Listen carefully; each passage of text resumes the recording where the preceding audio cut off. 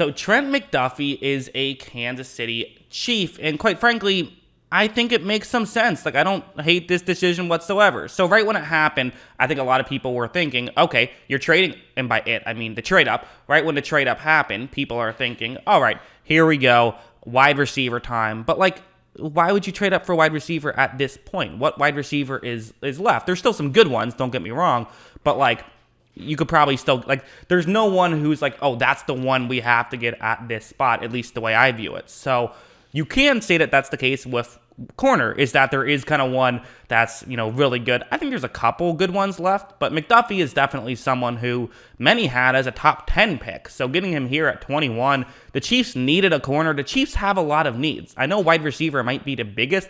It is not the only one. So first, let's talk about what McDuffie brings to a very different scheme, because I feel like a lot of what I'm going to show you is going to be in zone, which the Chiefs don't play a ton of. They play some, for sure, but not a ton of. So interested in seeing the fit, but I think it'll still work out. So let's get into the film. So let's start off with a play like this. So what's going to happen here, it's going to be it's a zone coverage play. And quite frankly, that's something that you notice with Trent McDuffie is he's a master of zone coverage. I mean, maybe a couple of flaws, but for the most part, he tends to be pretty good and always knows his zone very well. So you see where he's covering. He's covering the flat on the bottom, of the screen. So to the offense's right, that's where he's covering. There is a route that's going to be a little bit past his zone, and these are routes that can absolutely work against cover 2, because it's a little bit past where the corner naturally is going to want to cover, but it's not quite deep enough to where the safety will be, because the safety and corner have to make a decision as to who should cover that receiver,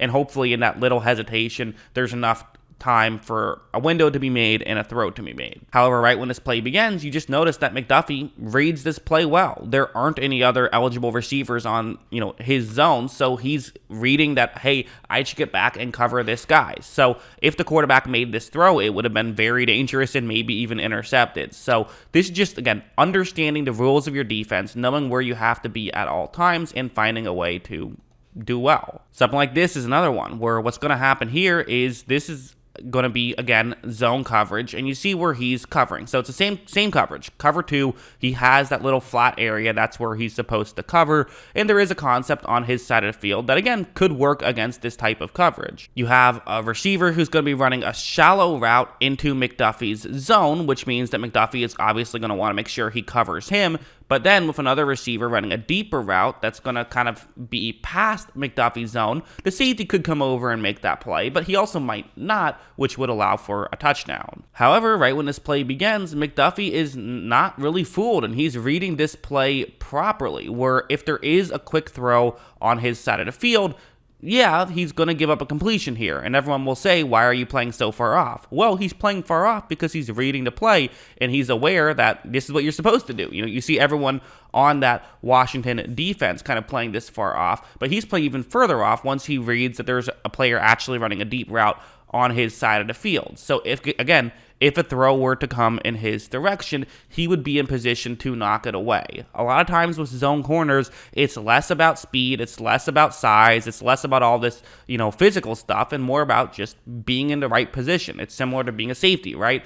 Where you just want to be in the right position more so than be, physically gifted. Again, this throw does not go towards McDuffie, it goes somewhere else, but really well done by McDuffie, I think, and he just does this kind of stuff consistently. And I want to be clear, I think he could play man. Like, we did see him play some man. That's not what Washington typically would run, but we did see him play some man, and it seemed like he did a pretty good job when he was doing it. So I'm not like that concerned about like if he has to play man. I think he should be fine there. I don't think he's one of those guys where, sometimes there's players that come along and they're good players, but you're like, okay, you are going to be a very scheme-specific player.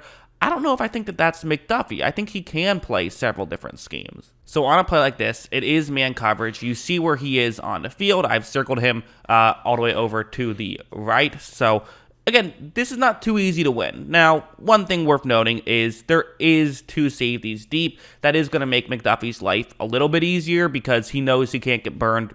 If he gets burned deep too badly, a safety will be there, so you can't really throw it completely over the top. Maybe a little towards the sideline, but nothing too bad. So that's a definitive advantage that McDuffie has going into this play, is the knowledge that he can get beat deep. But still, watch this route and watch how, again, I think the receiver does a pretty good job of kind of, not giving away what he's doing right away. So McDuffie, he can't cheat in any direction. This isn't one of those plays where the receiver made it clear where they were running and McDuffie just has to follow him. No, I mean, the receiver did a fine job. So at this point, when he cuts over the middle, McDuffie is going to, from a stopped position, have to be able to have the explosiveness to keep up with him. And that's kind of a lot of times what matters in being a man corner, is having that explosiveness. And as you see, that's exactly what he can do. He has the explosiveness to just stay with the receiver who he's covering, and he even ends up making a tackle when it's all said and done about that play. So that's just kind of what I think about McDuffie, is he's someone who, I think the tape really does do a good job of showing, really understands his defense, and that jumps out at you. It's hard to miss that, quite frankly. He really understands his defense, and, listen, it's a college defense kind of, but I mean, this is the defense that plenty of teams run in the NFL, so I'm not too concerned about that. And I think it would be more concerning if, like, when he was playing man, he was getting burnt left and right and make you say, okay, maybe he was just a product of his system. I don't think so. I think he's really good, and I think that McDuffie is someone who I think has a lot of good stuff on tape, and these are just a few examples of it. So yeah, I mean, the reality is with this pick and with McDuffie, I think it's a fair question to bring up. Will he fit in with a Steve Spagnuolo scheme where it's going to be primarily man? Part of what I liked about McDuffie was that he just mastered his defense, which you can take as two different ways. You can take it as, well, it's a different defense, so will he be able to master this one? The flip side is, well, hey, it's better to have a guy who we've seen master a defense than a guy who we haven't seen master a defense, right? That's not inherently a bad thing. In fact, it's a good thing he was awesome at zone. That's not a bad thing in the slightest. Now, would it have been better if he was awesome at the man and we knew that he was going to slide in there? Sure, but again, like I said, it's not like Spagnuolo does not play any zone. He'll certainly play some zone. Every team plays everything, except for Seattle, who mostly plays cover 3. That's basically the way that this works. So with all that being said, I just think that this is, again, it's a position of need. They desperately need a corner. Like, that's just a really big position of need, kind of an underrated position of need that they have, in my opinion. So going out and getting McDuffie, who's many people, including myself, have as the best corner available at this spot, and he was kind of a clear-cut number 3 corner. It was like, he's not quite as good as those top 2 guys, but he's clearly ahead of, like, everyone else. That's kind of how the general consensus is.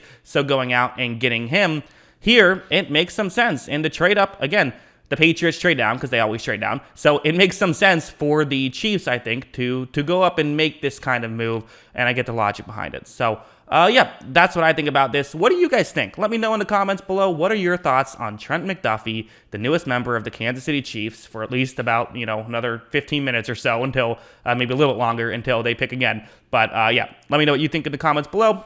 Always love hearing from you. And, of course, as always, thanks for watching.